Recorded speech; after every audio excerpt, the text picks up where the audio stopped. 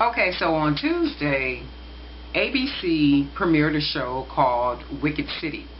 And Wicked City is all about this serial killer who frequents a club called Whiskey. And it's kind of like this go-go place. So all these little hot girls and free girls and, kind of loose girls frequent there, and they want, just about every one of them want to become a celebrity or some type of starlet or star. So the guy's name is Kent, who is played by Ed Westwick. And he plays the serial killer. So he picks up girls in this club by just kind of walking up to them and kind of talking to them and sharing with him that he's this person that's connected with the band that is currently playing, and he's also hooked up with other people where he has connections and he can get them hooked up and all this other kind of stuff. So that is what draws them in, their desire to want to be a celebrity. So his whole play is, once he gets a hold to them, he gets their phone numbers, and he may not do anything that night, but eventually he calls them and say, hey, well, I want to meet you, and I'm going to meet you at the Whiskey, which is the club. So of course the girl shows up, they meet up, they leave in his car, and he has a habit of taking them to the Hollywood Hills at night. But before they leave the club, he always makes a phone call. And when he makes a phone call, he's calling the radio station. And he calls the radio station to make a dedication to the girl that he is getting ready to kill. So it's always a particular song and her name, and the dedication is to her.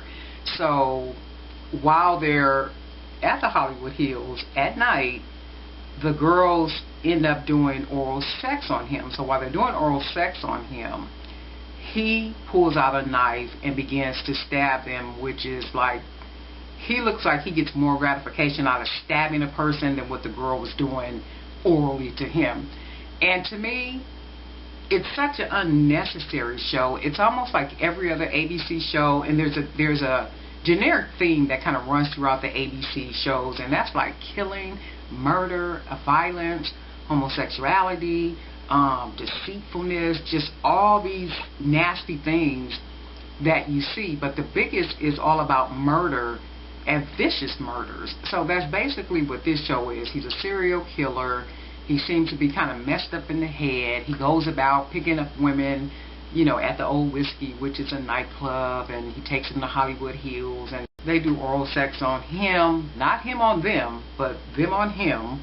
He dedicates a song to them, he kills them, he leaves and goes about his daily life. But the trick with this is, he has a neighbor, a female neighbor that has a little girl, and he babysits the little girl. He's such a normal guy on a regular day that it's just crazy that at night this is what he goes off and does. And it's like, it's not a good show. I mean, it's like, got a bunch of writers in the room and said, hey, we need a really fast crime drama, and the center is going to be a serial killer.